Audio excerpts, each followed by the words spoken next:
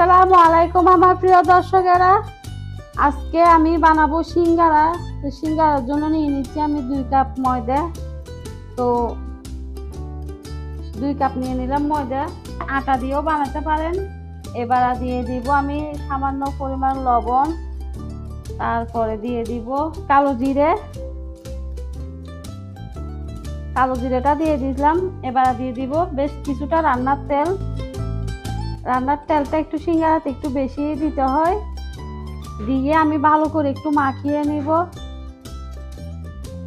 ভালো করে আমি মিশিয়ে নিলাম, দেখেন। এবার অল্প অল্প দেখেন একদম খুব সুন্দর ডো হয়েছে। এবার আমি অল্প অল্প পানি দিয়ে একটা ডো বানিয়ে নিব। রুটির থেকে একটু নরম করতে হবে। কিছুটা রুটির মতন করে আমি সুন্দর করে একটা কায়ের ডো বানিয়ে নেব।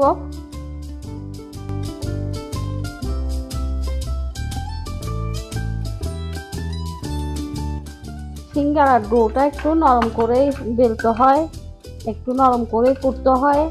তো আমার ডোটা হয়ে গেছে। এবার আমি ঢাকা দিয়ে রেখে দিব, কারণ আলুর যে কুটটা সেটা রেডি করতে হবে।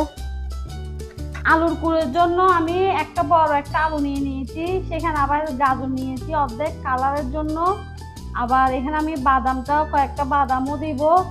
হোটেলের চনা বুটটা সিদ্ধ করে ভিজিয়ে সেটা দেয়, আমি তার বদল কয়টা বাদাম দিব, খেতে খুবই ভালো লাগবে। তো আমি ধুয়ে সুন্দর করে পানি ঝরিয়ে রেখেছি, না হলে এমনি কেটে রাখলে কালো হয়ে যেত। তো আমি এভাবে করেই রাখলাম। দিয়ে দিলাম কিছুটা তেল, কিছু পরিমাণ তেল দিয়ে দিলাম।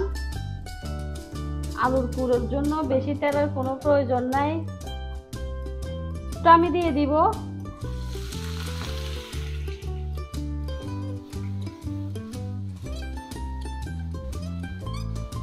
এবার সামান্য পরিমাণের দিয়ে দিব হলুদের গুঁড়ো। দিয়ে দিলাম সামান্য করে হলুদের গুঁড়ো, দিয়ে দিব লবণ। দিয়ে এবার আমি ভালো করে একটু কষিয়ে নিব। 2-3 মিনিট আমি এবার লেড়ে ছেড়ে সুন্দর করে কষিয়ে নিব। কষিয়ে পরিমাণ মতন একটু পানি দিয়ে দিব। এই পর্যায়ে আমি কিছুটা পানি দিয়ে দিব। আমার কষানো হয়ে গেছে। অল্প করে পানি দিয়ে দিলাম। পানিটা অল্প করে দিলাম, যতটুকুতে আমার আলুটা সিদ্ধ হবে ততটুকুই দিয়ে দিলাম। দিয়ে এবার আমি 5 মিনিটের জন্য ঢাকা দিয়ে রাখবো।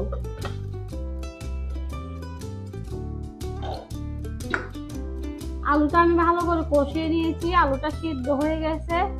তো এই পর্যায়ে দিয়ে দিব আলুটা আমি কিছুটা ভেঙে নিব। আগে কিছুটা ভেঙে নিলে একটু তরল তরল দেখা যাবে, একটু দেখতে সুন্দর দেখা যাবে। কিছুটা পেঁয়াজ দিয়ে দিব। পেঁয়াজটাই এখন এই সময় দিলে তাহলে সিঙ্গারাটা খেতে খুবই মজা লাগে। তারপর দিয়ে দিব 3-4টা কাঁচামরিচ।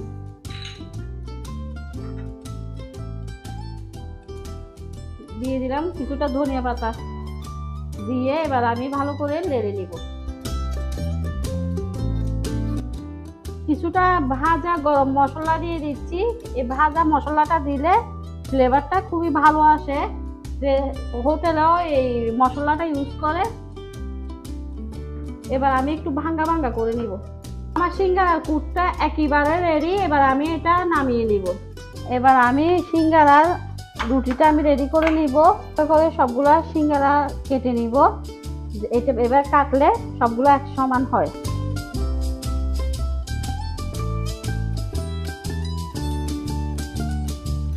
এবার সমান করে কেটে নিব। আমি পানি নিয়েছি, তো এভাবে করে একটা ভাঁজ দিয়ে নিব।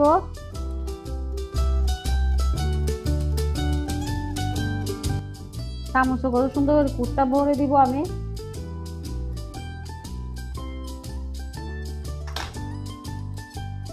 তো এখানেও আমি পানি লাগিয়ে নিব, সুন্দর করে পানি লাগিয়ে নিব।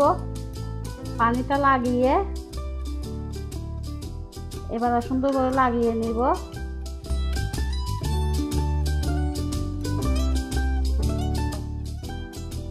তো আমি সিঙ্গারাগুলো বানিয়ে নিয়েছি, দেখেন একেবারে সুন্দর করে অনেক সুন্দর শেপ হয়েছে। তো বাকিগুলো আমি এরকম করে বানিয়ে নিব।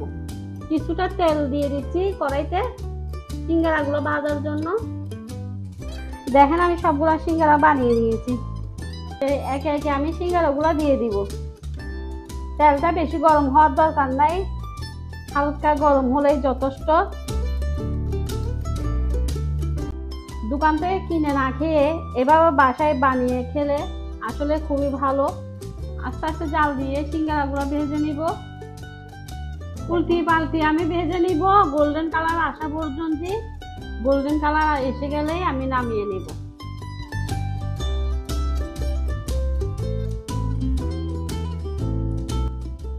তো আমি নামিয়ে নিচ্ছি। আমি সিঙ্গারাগুলো সবগুলা গোল্ডেন কালার হয়ে গেছে, নামিয়ে নিব।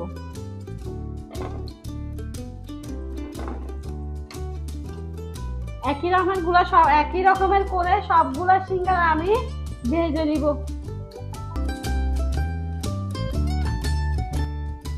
আমার সিঙ্গারাগুলো হয়ে গেছে, এবার গরম গরম পরিবেশন করার পালা। তো আমার প্রিয় দর্শকেরা, ঘরোয়া ভাবে দেখে আমি কত সুন্দর করে সিঙ্গারা বানিয়েছি আর কত যে সুন্দর হয়েছে, মজা হয়েছে, খুবই অনেক দারুণ মজা হয়েছে। তো এখন আমার এই রেসিপিটা কেমন হয়েছে অবশ্যই কমেন্টে জানাবেন। রেসিপি ভালো লাগলে সাবস্ক্রাইব করে দিবেন, লাইক শেয়ার করে দিবেন, আর আমার ফেসবুক পেজটাও ফলো করে দিবেন, আর আমার কুকিং চ্যানেলটা ফলো করে দিবেন, সাবস্ক্রাইব করবেন। তো আপনারা ভালো থাকবেন। আল্লাহ হাফেজ।